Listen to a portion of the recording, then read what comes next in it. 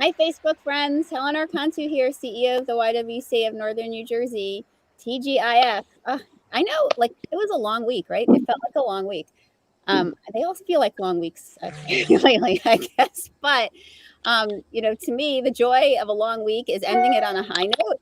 And this is definitely a high note, this conversation today. And I'm so happy that we could end October 15th, right? And so those of you who if you don't know, you should know that from September 15th to October 15th, it is a nationally recognized Hispanic American Heritage Month.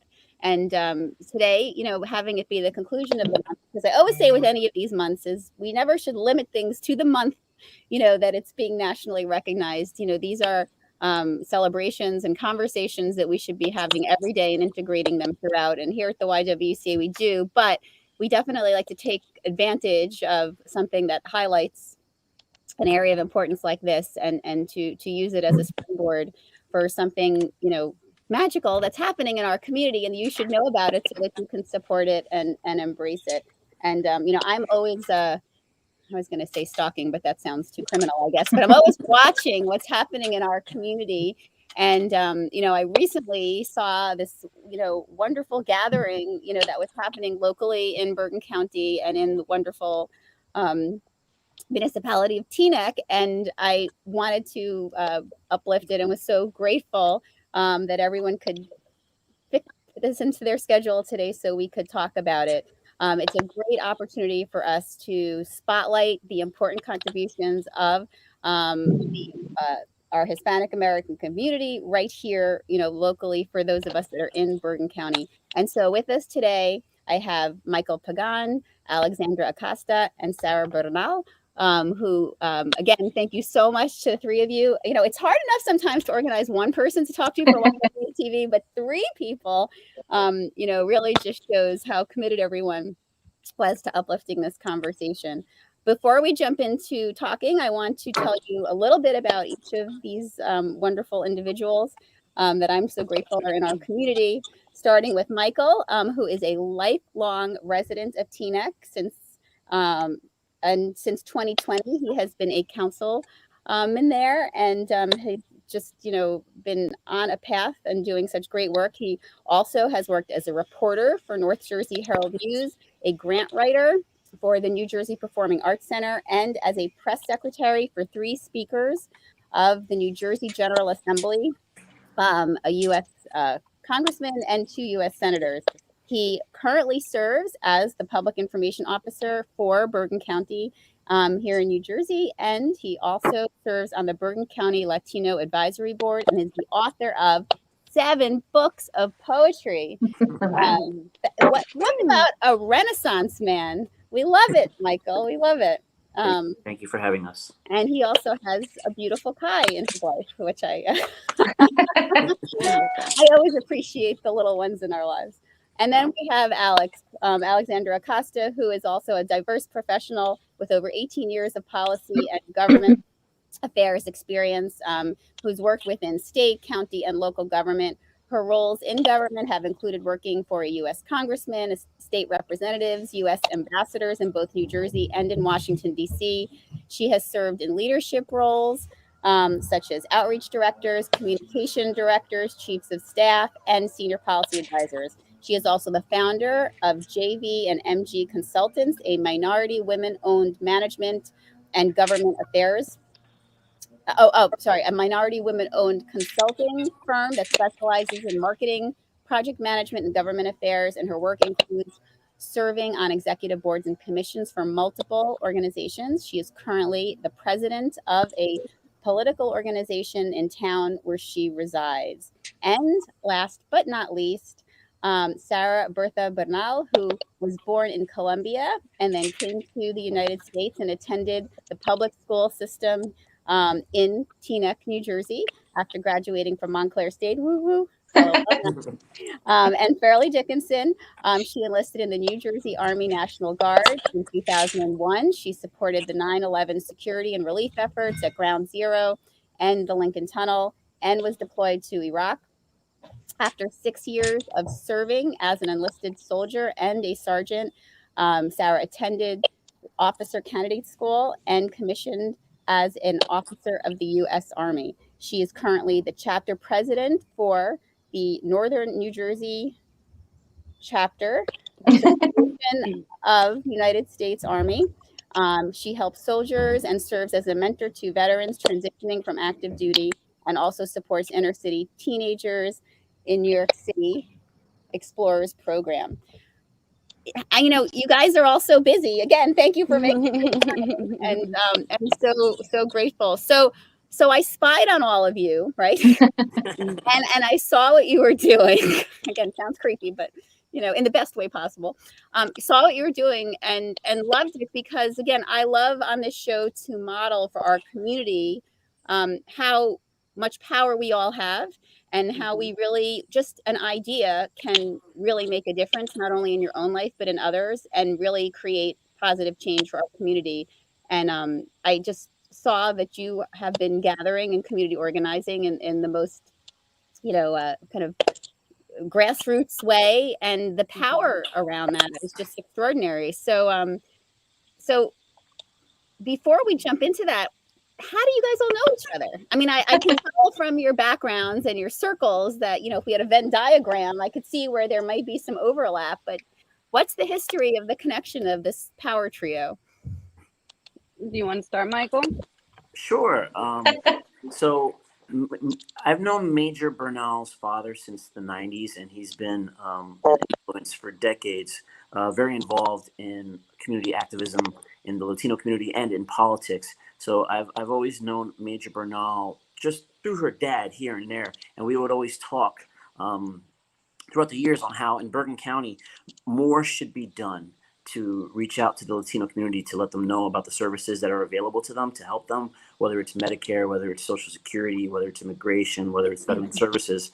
And the same is true of me and Alexandra. We started working together, I think, in about 2013, 2014 in county government and in county politics. And it's a similar conversation that we would always have, because we would see our Latino community growing by leaps and bounds, and yet members of the Latino community would reach out to us individually and other family and friends about, how do I get help here? How do I get help here? How do I get that service? How do I get this? How do I get that? And so we've been talking for years about maybe figuring something out to help reach more people.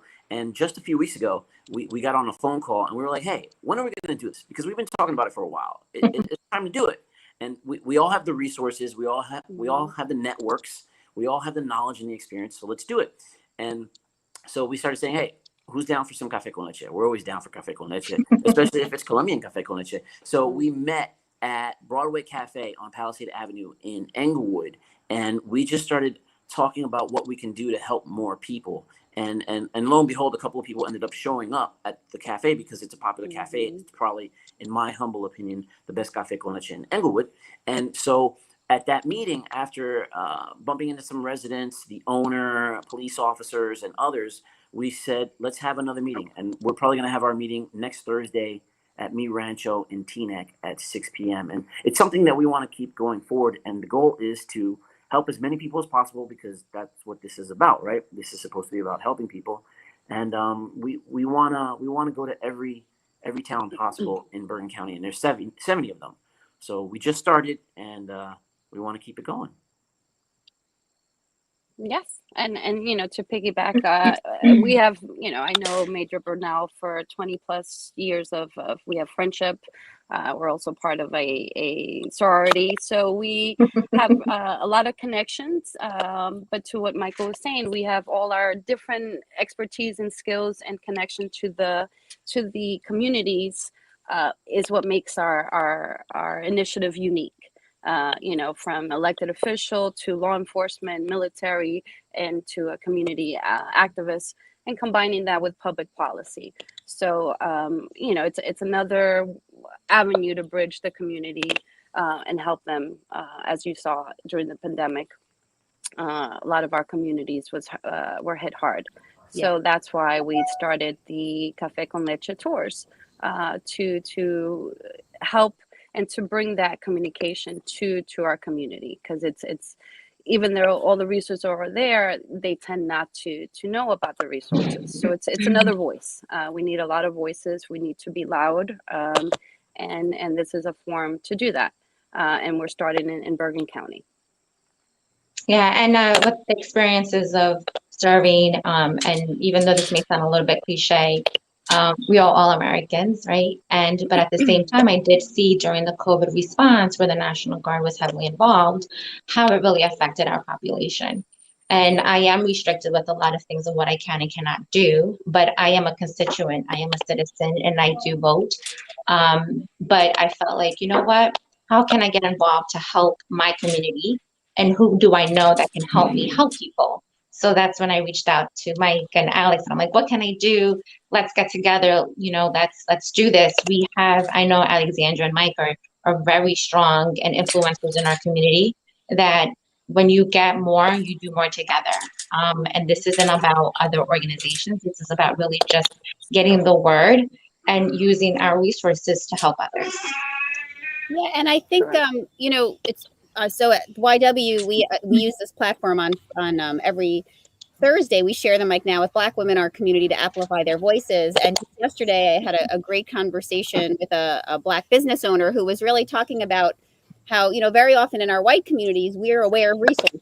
And we can access them, but in like in the Black community for women entrepreneurs, they don't always know about the resources, and so Right. they need to be uplifted. And when I think about the Latino communities, it's also very often a language barrier as well, right? That it's not only knowing where to go, but also being able to communicate. So having a group of leaders like the three of you being able to come together to share resources, and it sounds like from your effort, you're not restricted to one area. I mean, you're looking to just be able to hear what the community needs and bring it to them.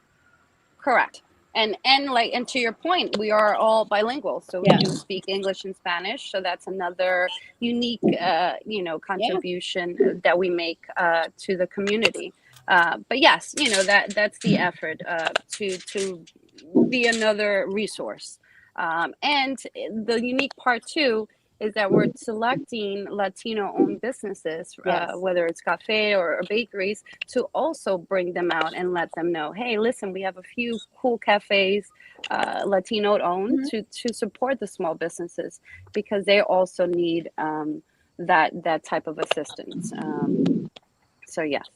And the numbers, I mean, we know the numbers. If we look at, our census, if we look at our communities, you talked about policy. I mean, you are a voting block. I mean, the numbers are big. Can you speak to that a little bit, and organizing? Because I know you talked about policy as being part of it. So it's not only getting resources, but it's then organizing to make sure your voices are heard, because you are Americans, as you pointed out, and are you represented? I know that we do have Alexandra and Michael, that are obviously known faces, in our political sphere, but you are still underrepresented considering the numbers that we have.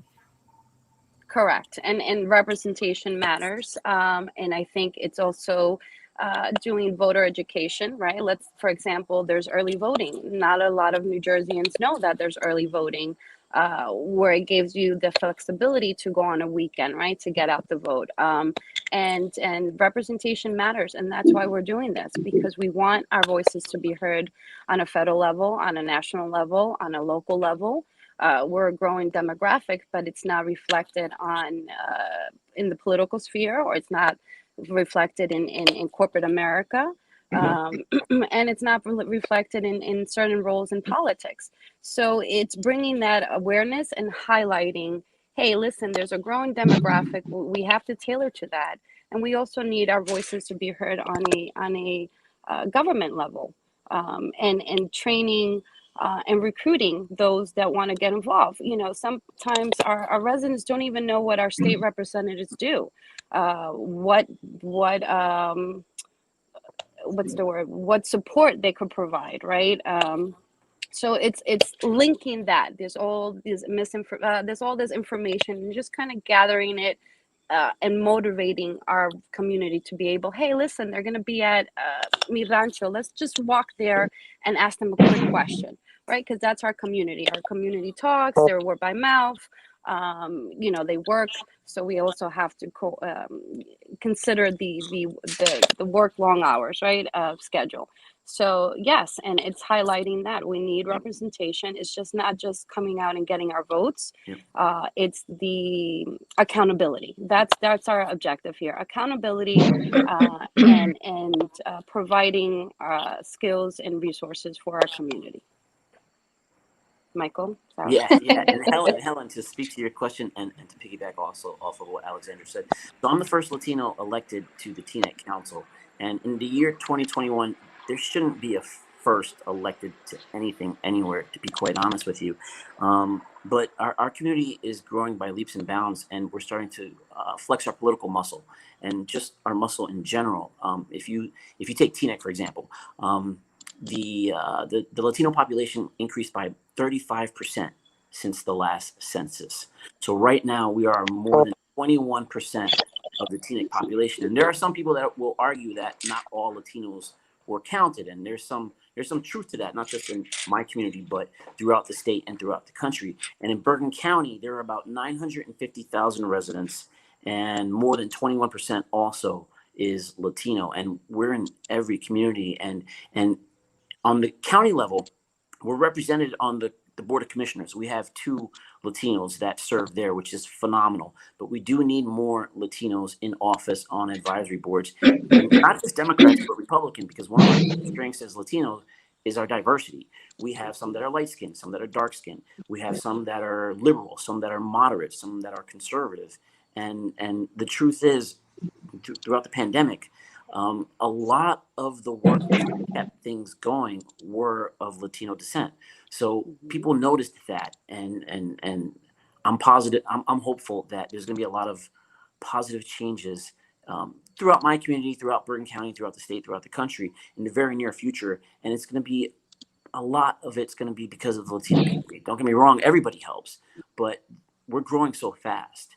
And we're starting to flex our muscle, not just in the public sector, but the private sector, the nonprofit sector, everywhere. And it's because that's how America is shaping up in terms of demographics. And to your point, Helen, representation matters, right? Michael Pagan, also a good friend, we work together, but he's a Latino councilman in Teaneck. And he was able to bring a project that you would have never thought was going to be in Teaneck by painting a mural. Again, bringing awareness. And that's why representation also matters, right? So here we are. And in red, white, and blue, too, the Si Se Puede mural. Yeah. At the community center where we administered more than 170,000 COVID-19 vaccines. Yes. Yeah, and I love that you did that. I was following that project, and what that means to children growing up in that community, and that they grow up seeing that, just that it's not something separate, it's something integrated, right into their community. Is so powerful. Again, representation matters. We say that over and over again. And it's a very powerful phrase. Barack Obama helped make it famous when he ran for president in 2008. It means yes, we can, but he actually got it from Cesar Chavez and Dolores Huerta, who made it popular in the early 1970s through their labor rights movement. Right. And it means anything is possible. So never give up, and just working hard, and you can make all your dreams come true, whatever they might be. And to piggyback off of what everyone is saying, again, through the COVID and law enforcement experience, when others see women and Latinas in law enforcement or in the uniform or in the front office of government, they start to see, wow, that is a representation of me. And so when I saw that they were trying to advocate for the awareness of the COVID and reaching out to our people, because you have to understand where they come from and the countries that they left to come here for an opportunity, right, to vote. When they see a uniform, they have a different association of what that uniform means from their country, right? So we're not here for a political agenda. It's kind of like what Alexandra said. You're holding accountability. You're asking what is being done and asking the community, do you feel that your voice is being heard? What do you need? right? Educating, the more you know, the more power you have, right? And this is to educate, because once they know that they can share the word and they can also help the community. And it's just one hand extending it to the other. And when you see a face, you say, oh, wow, I can do that too. How can I help? Yes, yes.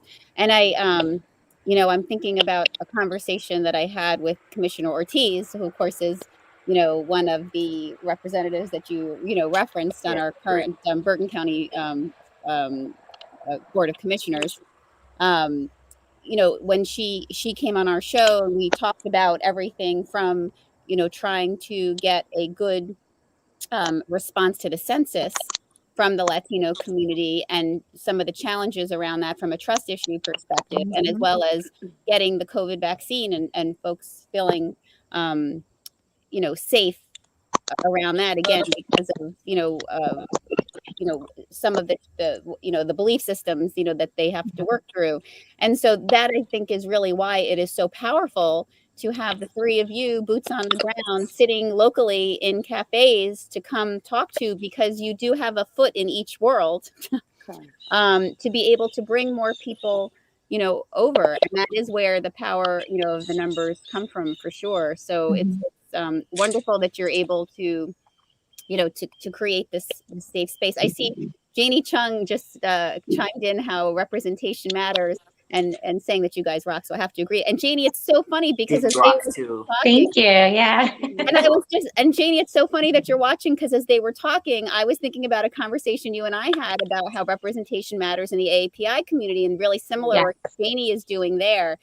So it leads me to ask a question, which I actually asked, and talked a lot with Jeannie about when I was talking with her about the API community.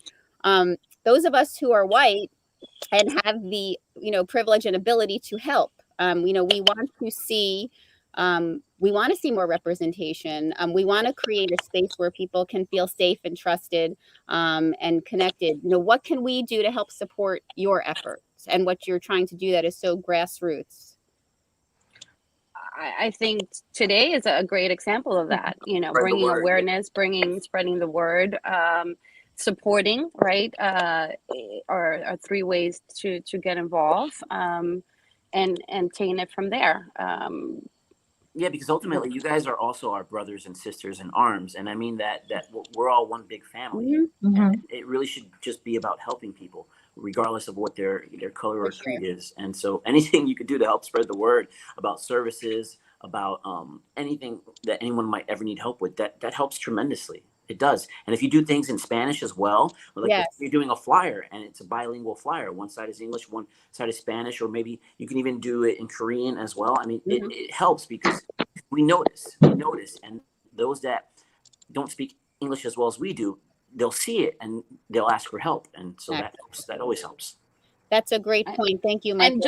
And just asking the question, how do we help? It's amazing. You don't know the power of words that it leads to, right? So just by that, it's a start. And the power is in numbers, and we need to have accountability and representation on all facets.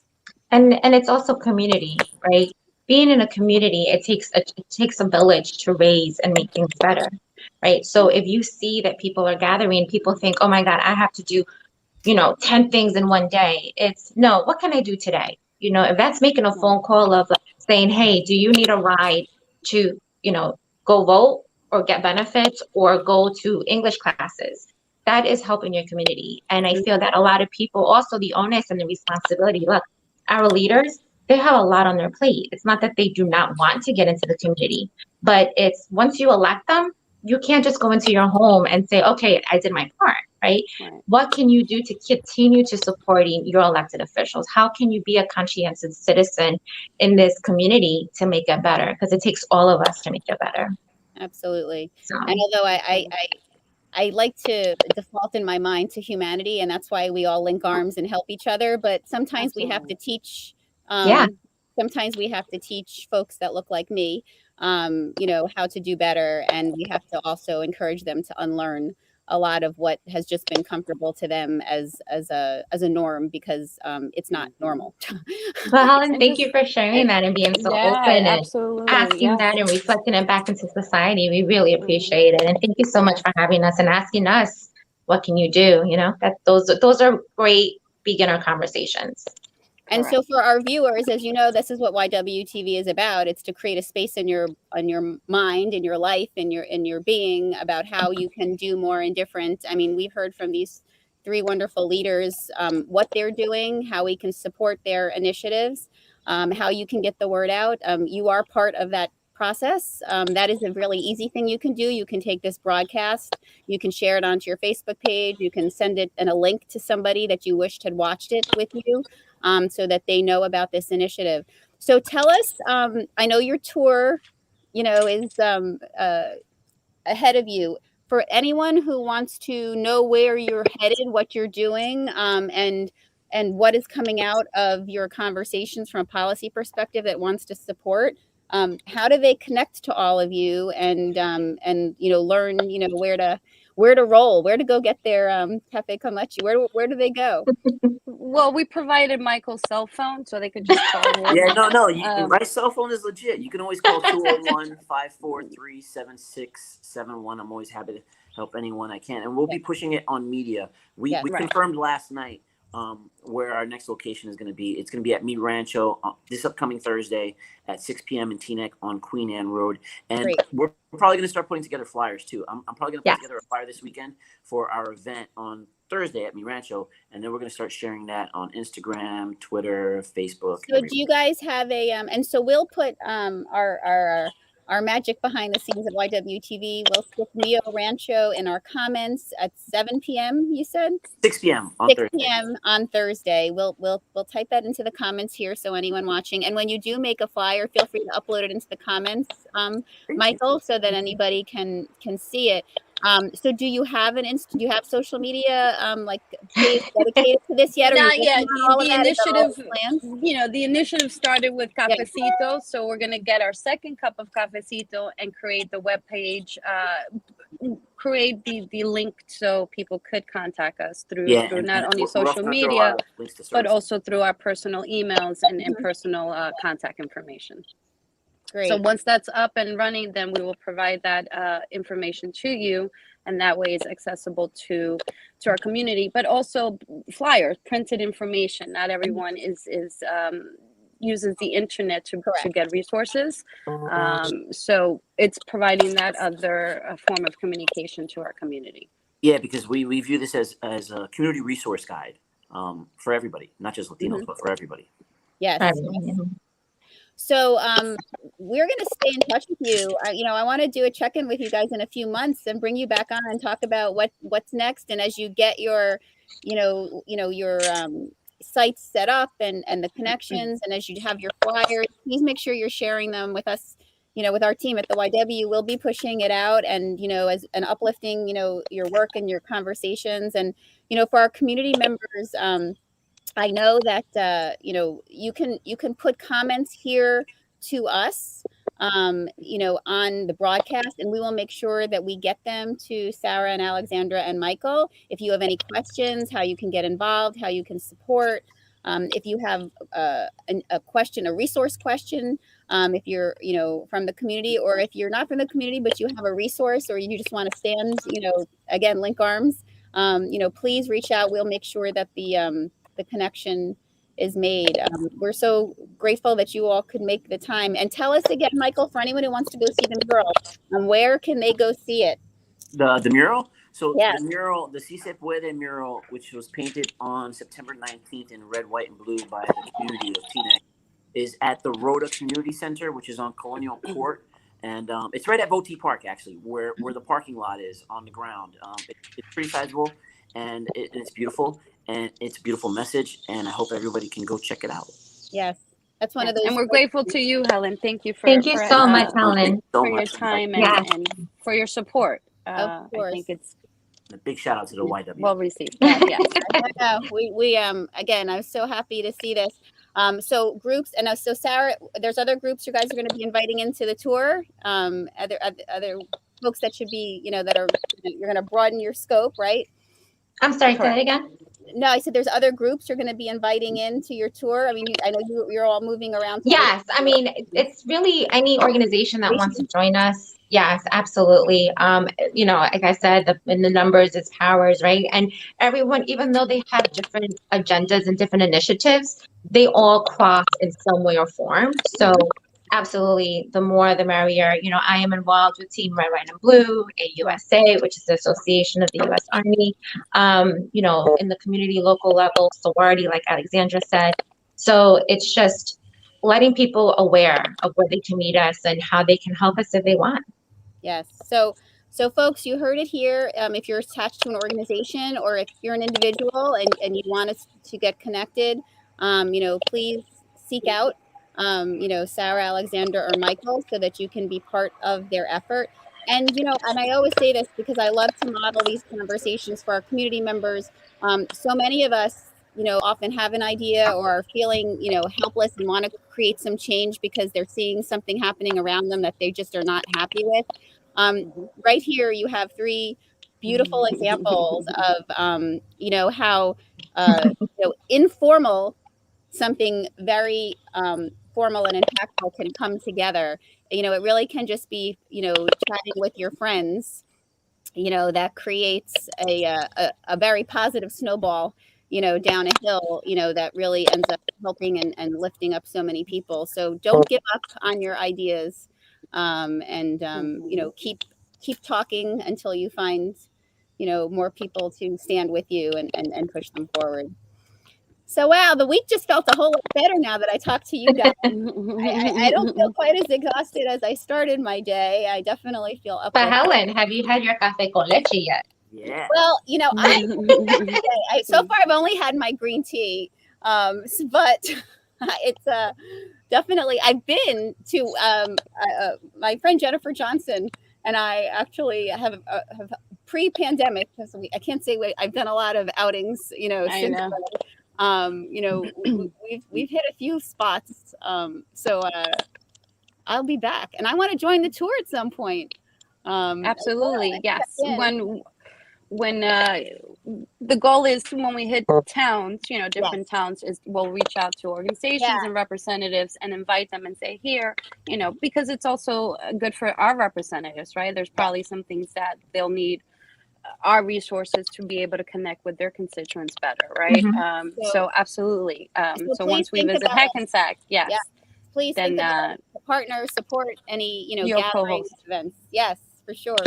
And thank you so much, Helen, for your Please support. Please bring back to the business owners in your communities too. And of course, I'm going to make this announcement for everyone watching as well as I do. Between now and October 25th, we are still accepting applications for our Women's Empowerment 360 program, which is any women business owners that either have an idea or already have a business in motion. It is a free cohort that's connected to the National Eureka platform. It's a very large effort. There's resources from funding to helping support and build your business. No charge whatsoever. We're going to put the link here in the comments. Anyone, Excellent. It's a wonderful opportunity that you can share with all of the business owners between now and October 25th. Please encourage joining. And this is specifically for any individuals and female business owners that are in historically underrepresented communities. I just want to be clear, no charge. I'm very proud to say that one of the members from our cohort, Rona Vega, who I know is a Teaneck resident, actually won the pitch competition and walked home with a pretty good chunk of money for her business because of the good initiative that we have here. And I also want to make sure that everyone knows that if you are either underemployed or unemployed right now and looking for work, again, this is a great resource to share in your conversations. The YWCA has a free job coaching program and job matching program to support women in our community. So we encourage you to share that resource and stay connected. And for everyone else, join us next week. In the YW world, we are spotlighting A Week Without Violence, and we have a whole series. We'll be putting a link for you here so you can go see the events that we're hosting through our Healing Space, our sexual violence program, and conversations throughout the week on YWTV to focus on some of the very serious issues that we've seen nationally, whether it's been in politics, whether it's been in the sports field through gymnastics, whether it's been, in some, high profile cases like the R. Kelly case and with human trafficking, how, sexual violence has, been in lots of different forms or fashions, but it's so in our society and we need to be talking about it and looking at it. So we'll be focusing on that next week on all of our YWTV shows. So with that, look, everyone have a great weekend. I mean, I know where you should go spend your afternoon. We just gave some great ideas. Thank you all again for joining. Thank you for having us. This great uplifting of the week. Sending light and love. Thank you, Helen. Bye. Thank you, Bye, WI. everyone. Have a Thank you, great guys. day. You too.